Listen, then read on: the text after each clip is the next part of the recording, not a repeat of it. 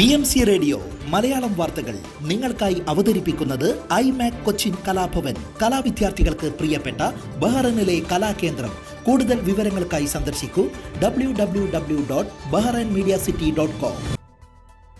നമസ്കാരം. BMC radio Malayalam വാർത്തകളിലേക്ക് സ്വാഗതം. ഞാൻ ധനു കൃഷ്ണ. ഗസയിൽ ഉടനടി സമ്പൂർണ്ണ വെടിനിർത്തൽ ആവശ്യപ്പെടുന്ന ഐക്യരാഷ്ട്ര സുരക്ഷാ കൗൺസിൽ പ്രമേയത്തെ ബഹ്റൈൻ സ്വാഗതം ചെയ്തു. ബന്ദികളെ മോചിപ്പിക്കുക, തടവുകാരെ കൈമാറ്റം ചെയ്യുക, സാധാരണക്കാരെ അവരുടെ വീടുകളിലേക്ക് മടങ്ങാൻ അനുവദിക്കുക, മാനുഷിക സഹായ വിതരണം ചെയ്യാനുള്ള സാഹചര്യമൊരുക്കുക എന്നീ കാര്യങ്ങളും പ്രമേയത്തിൽ പറയുന്നുണ്ട്. വിനാശകരമായ യുദ്ധം അവസാനിപ്പിക്കുന്നതിനുള്ള സുപ്രധാന ചുവടുവയ്പ്പാണ് പ്രമേയമെന്ന് വിദേശകാര്യ മന്ത്രാലയം പ്രസ്താവനയിൽ പറഞ്ഞു. പ്രമേയം സമർപ്പിക്കുന്നതിനും അംഗീകരിക്കുന്നതിനുമുള്ള US ശ്രമങ്ങളെ വിദേശകാര്യ മന്ത്രാലയം അഭിനന്ദിച്ചു. പ്രമേയം 3 ഘട്ടങ്ങളിലായി നടപ്പാക്കുന്നത് ഉറപ്പാക്കാൻ മന്ത്രാലയം അന്താരാഷ്ട്ര സമൂഹത്തോട് ആവശ്യപ്പെട്ടു. ശാശ്വത വെടിനിർത്തൽ, ഗസ മുനമ്പിൽ നിന്ന് ഇസ്രായേൽ സേനയെ പൂർണ്ണമായി പിൻവലിക്കൽ, പുനർനിർമ്മാണം എന്നിവയാണവ. കിഴക്കൻ ജെറുസലം തലസ്ഥാനമായി സ്വതന്ത്ര ഫലസ്തീൻ രാഷ്ട്രം സ്ഥാപിക്കുന്നതിനുള്ള സമാധാന ചർച്ചകളെ പിന്തുണയ്ക്കുന്നതായും വിദേശകാര്യ മന്ത്രാലയം പ്രസ്താവനയിൽ പറഞ്ഞു. നിരോധിത കാലയളവിൽ പിടിച്ച 300 കിലോ ചെമ്മീൻ കണ്ടെടുത്തതായി കോസ്റ്റ് ഗാർഡ് അധികൃതർ അറിയിച്ചു. നിയമ നടപടി സ്വീകരിക്കുന്നതിനായി കേസ് പബ്ലിക് പ്രോസിക്യൂഷന് കൈമാറിയിരിക്കുകയാണ്. മത്സ്യസമ്പത്ത് നിലനിർത്തുന്നതിന്റെ ഭാഗമായി 85,600 മത്സ്യക്കുഞ്ഞുങ്ങളെ കടലിൽ നിക്ഷേപിച്ചു. പരിസ്ഥിതികാര്യ മന്ത്രി ഡോക്ടർ മുഹമ്മദ് ബിൻ മുബാറക് ദിൻദൈനയാണ് മത്സ്യക്കുഞ്ഞുങ്ങളെ നിക്ഷേപിച്ചത്. ഭക്ഷ്യസുരക്ഷ ഉറപ്പാക്കുന്നതോടൊപ്പം മത്സ്യസമ്പത്തിന്റെ സുസ്ഥിരത സാധ്യമാക്കുന്നതിനുമാണ് ഇത്തരമൊരു പദ്ധതി ആവിഷ്കരിച്ചിട്ടുള്ളത്. രാജ്യത്തിന്റെ സമുദ്രാതിർത്തിയിലെ വിവിധ ഭാഗങ്ങളിലാണ് മത്സ്യക്കുഞ്ഞുങ്ങളെ നിക്ഷേപിച്ചത്. ബഹ്റൈന്റെ സമുദ്രത്തിൽ വളരുന്നതും അതിന്റെ പ്രകൃതിയോട് യോജിക്കുന്നതുമായ മത്സ്യങ്ങളെയാണ് ഇതിനായി തിരഞ്ഞെടുത്തത്. 160ാമത് GCC മന്ത്രിതല സമിതി യോഗത്തിൽ ബഹ്റൈൻ പങ്കാളിയായി. ഖത്തർ വിദേശകാര്യമന്ത്രി Sheikh Mohammed bin Abdulrahman Al ദാനിയുടെ അധ്യക്ഷതയിൽ ദോഹയിൽ ചേർന്ന യോഗത്തിൽ വിദേശകാര്യമന്ത്രി doctor Abdul Latif bin Rashid Al സയാനിയാണ് പങ്കെടുത്തത്. വിവിധ രാജ്യങ്ങളിൽ നിന്നുള്ള വിദേശകാര്യമന്ത്രിമാരെ കൂടാതെ GCC secretary general Jasem Mohamed Al ബദിവിയും സന്നിഹിതനായിരുന്നു. മുൻ യോഗങ്ങളിലെടുത്ത തീരുമാനങ്ങൾ നടപ്പാക്കുന്നതിന്റെ പുരോഗതി വിലയിരുത്തുകയും ചെയ്തു. മേഖലയിലെ വിവിധ വിഷയങ്ങൾ ചർച്ച ചെയ്യുകയും ഗസയിലെ അക്രമങ്ങൾ അവസാനിപ്പിക്കുന്നതിനും നിരപരാധികളുടെ ജീവൻ രക്ഷിക്കുന്നതിനും ആവശ്യമായ മാനുഷിക സഹായങ്ങൾ എത്തിക്കുന്നതിനുമുള്ള സാധ്യതകളും ചർച്ചയായി. ബഹ്റൈൻ വിദേശകാര്യ മന്ത്രാലയത്തിലെ വിവിധ ഡയറക്ടർമാരും യോഗത്തിൽ പങ്കെടുത്തു. ബഹ്റൈൻ തലസ്ഥാനമായ മനാമയിലെ ഓൾഡ് മനാമ മാർക്കറ്റിൽ വൻ തീപിടുത്തം. സിവിൽ ഡിഫൻസ് തീയണയ്ക്കാനുള്ള തീവ്ര ശ്രമത്തിലാണ്. സുഖിലെ സിറ്റി മാക്സ് ഷോപ്പിന് പിറകിലുള്ള മാളിനാണ് തീപിടിച്ചത്. അടുത്തുള്ള വ്യാപാര സ്ഥാപനങ്ങളിലേക്ക് തീ പടരുകയായിരുന്നു. പല കടകളും പൂർണ്ണമായും കത്തിനശിച്ചു. ആളപായം റിപ്പോർട്ട് ചെയ്യപ്പെട്ടിട്ടില്ല. മനാമയിൽ സുന്നി ഔഖാഫിന്റെ ആഭിമുഖ്യത്തിൽ അൽ ഫുർഖാൻ സെന്റർ സംഘടിപ്പിക്കുന്ന ഈദ്ഗാഹിന്റെ സംഘാടനത്തിനായി സ്വാഗത സംഘം രൂപവൽക്കരിച്ചു. മനാമ ഗോൾഡ് സിറ്റിക്ക് മുൻവശമുള്ള മുനിസിപ്പാലിറ്റി കോമ്പൗണ്ടിലാണ് ഈദ്ഗാഹ് നടക്കുന്നത്. മുഖ്യരക്ഷാധികാരി Saifulla Qasim, chairman Abdul Majeed Thiruvath, general convener Abdussalam Beypore, convener Hisham K. Ahmed, Muhammad Shanid Wayanad, Arif Ahmed, Saheed Puthiyangadi, coordination Mujeebur Rahman Edachery, publicity Mubarak VK, Basid Villiappally, Sharafudheen Adoor, Abdulla Puthiyangadi, refreshment Yusuf KP, Ashiq PNP, revenue Farooq Mattool, Iqbal Kanhangad, technical support Anoop Tirur, ladies care Qamarunnisa Abdul Majeed, Safeela Yusuf, Shakeela Farooq, Sameera Anoop, Binusha തുടങ്ങിയവരെ തെരഞ്ഞെടുത്തു. അൽ ഫുർഖാൻ സെന്ററിൽ ചേർന്ന യോഗത്തിൽ അൽ Furqan centre president Saifullah Qasem അധ്യക്ഷത വഹിച്ചു. ജനറൽ സെക്രട്ടറി സുഫൈൽ മെലഡി സ്വാഗതവും അബ്ദുസലാം ബേപ്പൂർ നന്ദിയും പറഞ്ഞു. ബഹ്റൈനിലെ സാമൂഹിക കാരുണ്യ മേഖലകളിൽ സജീവമായിരുന്ന MP രഘുവിന്റെ 1ാം ചരമദിനത്തിന്റെ ഭാഗമായി കേരളീയ സമാജം അനുസ്മരണ ചടങ്ങ് സംഘടിപ്പിച്ചു. സമൂഹത്തിന്റെ വിവിധ തുറകളിലുള്ള രഘുവിന്റെ സുഹൃത്തുക്കൾ പങ്കെടുത്ത യോഗത്തിൽ സമാജം വൈസ് പ്രസിഡന്റ് ദിലീഷ് കുമാർ അധ്യക്ഷത വഹിച്ചു. General secretary Varghese Karaikal MP രഘുവിന്റെ സവിശേഷമായ വ്യക്തിത്വത്തെക്കുറിച്ചും അദ്ദേഹം പുലർത്തിയിരുന്ന ഉന്നതമായ മനുഷ്യ സ്നേഹത്തെയും അനുസ്മരിച്ചു.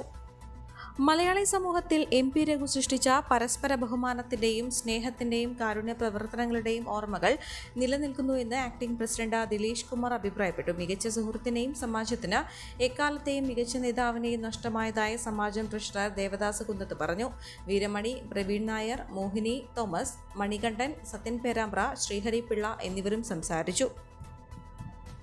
ഈദ് ആഘോഷങ്ങളുടെ ഭാഗമായി BMC ഈദ് ഇശൽ 2024 16-ാം തീയതി നടക്കും. ഞായറാഴ്ച വൈകിട്ട് 7 മുതൽ കർസഖാനിലുള്ള അല്ലാലെ ലോഞ്ച് ഗാർഡനിൽ ഈദ് ഇശൽ 2024 എന്ന പേരിലായിരിക്കും പരിപാടി സംഘടിപ്പിക്കുക എന്ന് Bahrain media city chairman Shri Francis Kaitharath പറഞ്ഞു.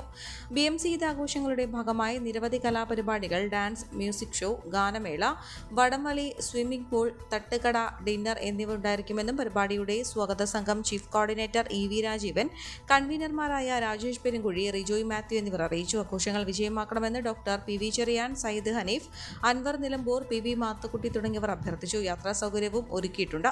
മുൻകൂട്ടി രജിസ്റ്റർ ചെയ്യുന്നവർക്ക് മാത്രമായിരിക്കും പ്രവേശനം. പേര് രജിസ്റ്റർ ചെയ്യുന്നതിന് www.bahrainmediacity.com സന്ദർശിക്കുകയോ 38096845 എന്ന നമ്പറിൽ ബന്ധപ്പെടുകയോ ചെയ്യാം.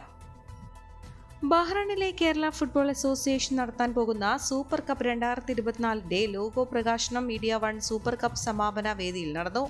ബഹ്റൈൻ പാർലമെന്റ് അംഗങ്ങളായ doctor Hasan Eid Mubarak, doctor Mariam Aldeen, advocate Binu Mannil Varghese തുടങ്ങിയവർ ചേർന്ന് നിർവഹിച്ചു. KFA president Salam Chatholi, secretary Sajad Sulaiman, treasurer Thasleem Thennadan, executive അംഗങ്ങൾ എന്നിവർ സന്നിഹിതരായിരുന്നു. അജ്മൽ ഷറഫുദ്ദീൻ, സുബൈർ MM, മൊയ്തീൻ കുട്ടി, സിറാജ് പള്ളിക്കര തുടങ്ങിയവർ പരിപാടിയിൽ പങ്കെടുത്തു. ജൂലൈ 4 മുതൽ ഹുറ അൽ തീൽ ഗ്രൗണ്ടിൽ വെച്ചാണ് ഫുട്ബോൾ മാമാങ്കം.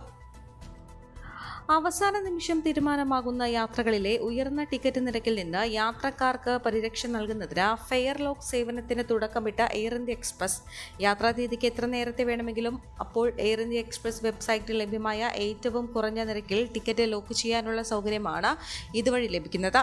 ഈ നിരക്ക് അടുത്ത 7 ദിവസത്തേക്ക് മാറ്റമില്ലാതെ തുടരും. ലോക്ക് ചെയ്യാൻ ടിക്കറ്റ് നിരക്ക് നൽകേണ്ടതില്ല. ലോക്ക് ഫീയായി ആഭ്യന്തര ടിക്കറ്റിന് 250 രൂപയും അന്താരാഷ്ട്ര ടിക്കറ്റിന് 500 രൂപയുമാണ് നൽകേണ്ടത്.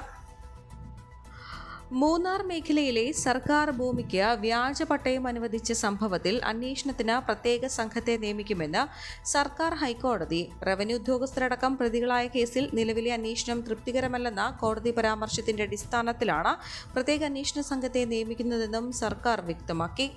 റവന്യൂ ഉദ്യോഗസ്ഥരുടെ പങ്ക് അന്വേഷിക്കുന്ന പോലീസിന്റെ സംഘത്തിനൊപ്പം സത്യസന്ധനായ റവന്യൂ ഉദ്യോഗസ്ഥനെയും ഉൾപ്പെടുത്തണമെന്ന് ജസ്റ്റിസ് മുഹമ്മദ് മുഷ്താഖ്, ജസ്റ്റിസ് ശോഭ അന്നമ്മ ഈപ്പൻ എന്നിവരടങ്ങുന്ന ഡിവിഷൻ ബെഞ്ച് നിർദ്ദേശിച്ചു. മൂന്നാർ മേഖലയിലെ കയ്യേറ്റം ഒഴിപ്പിക്കണമെന്നാവശ്യപ്പെട്ട് സന്നദ്ധ സംഘടനയായ വൺ എർത്ത് വൺ ലൈഫ് അടക്കം സമർപ്പിച്ച ഹർജിയാണ് കോടതി പരിഗണിച്ചത്. കണ്ണൂർ കൊടിയേരി പാറാലിൽ CPM പ്രവർത്തകന് നേരെ ആക്രമണം. പരിക്കേറ്റ പാറാലിലെ തോട്ടോളിൽ സുജനേഷ്, ചിരണക്കണ്ടി ഹൌസിൽ സുബിൻ എന്നിവരെ തലശ്ശേരി കൊടുവള്ളി സഹകരണ ആശുപത്രിയിൽ പ്രവേശിപ്പിച്ചു. RSS പ്രവർത്തകരാണ് ആക്രമിച്ചതെന്ന് CPM പറഞ്ഞു. ബുധനാഴ്ച രാത്രി 9:40 സംഭവം. മാഹി ചമ്പ്രയിൽ നിന്ന് ആയുധവുമായി എത്തിയ സംഘമാണ് ആക്രമണം നടത്തിയതെന്നാണ് പരാതി. സുബിന്റെ തലയ്ക്കും കഴുത്തിനുമാണ് പരിക്ക്. സുജനേഷിന്റെ കയ്യെല്ല് പൊട്ടി തലയ്ക്കും വെട്ടേറ്റു. തെരഞ്ഞെടുപ്പ് വിജയാഹ്ലാദത്തിനിടെ കഴിഞ്ഞ ദിവസം മാഹി കല്ലായിലെ CPM ഓഫീസ് ആക്രമിക്കപ്പെട്ടിരുന്നു. 2 പ്രവർത്തകർക്ക് വെട്ടേൽക്കുകയും ചെയ്തു. ഇതിന് പിറകെയാണ് പാറാലിൽ 2 പേർക്ക് നേരെ വധശ്രമമുണ്ടായത്. ചെമ്പ്രയിലെ CPM അനുഭാവികളുടെ വീടുകളിൽ കയറി ഭീഷണിപ്പെടുത്തുകയും ചെയ്തതായും പരാതിയിൽ പറയുന്നു. ഓൺലൈൻ തട്ടിപ്പിലൂടെ സംസ്ഥാനത്ത് നിന്ന് നഷ്ടപ്പെട്ടത് 197.62 കോടി രൂപയെന്ന് മുഖ്യമന്ത്രി പിണറായി വിജയൻ. പോലീസ് ആരംഭിച്ച 1930 എന്ന സൈബർ ക്രൈം ഹെൽപ്പ് ലൈൻ നമ്പറിലേക്ക് 2024 ഏപ്രിൽ വരെ ലഭിച്ചത് 13,239 പരാതികളാണ്.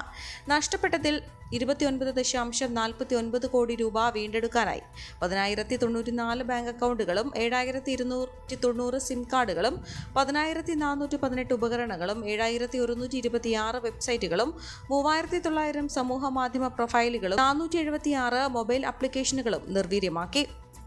ശബരിമല ദർശനത്തിന് അനുമതി തേടുന്ന 11 വയസ്സുകാരിയുടെ ഹർജി ഹൈക്കോടതി തള്ളി. ശബരിമല കേസിലെ റിവ്യൂ ഹർജികൾ സുപ്രീം കോടതിയുടെ പരിഗണനയിൽ ഇരിക്കുന്നതിനാലാണ് justice Anil K Narendran, justice Harishankar V Menon എന്നിവരടങ്ങുന്ന ഡിവിഷൻ ബെഞ്ച് ഹർജി തള്ളിയത്. ബംഗളൂരുവിൽ താമസിക്കുന്ന മലപ്പുറം സ്വദേശികളുടെ മകളായ 2013 ജൂൺ 5 ജനിച്ച ഹർജിക്കാരെ നേരത്തെ ശബരിമല സന്ദർശനത്തിന് ആഗ്രഹിച്ചിരുന്നുവെങ്കിലും കോവിഡ് നിയന്ത്രണങ്ങൾ മൂലം സാധ്യമായില്ല.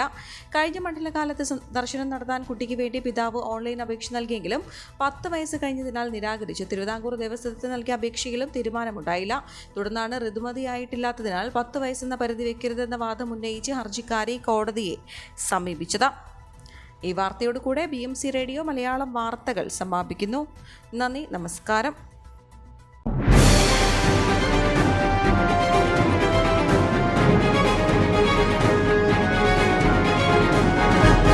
BMC റേഡിയോ മലയാളം വാർത്തകൾ നിങ്ങൾക്കായി അവതരിപ്പിക്കുന്നത് ഐമാക് കൊച്ചിൻ കലാഭവൻ. കലാവിദ്യാർത്ഥികൾക്ക് പ്രിയപ്പെട്ട ബഹ്റൈനിലെ കലാകേന്ദ്രം.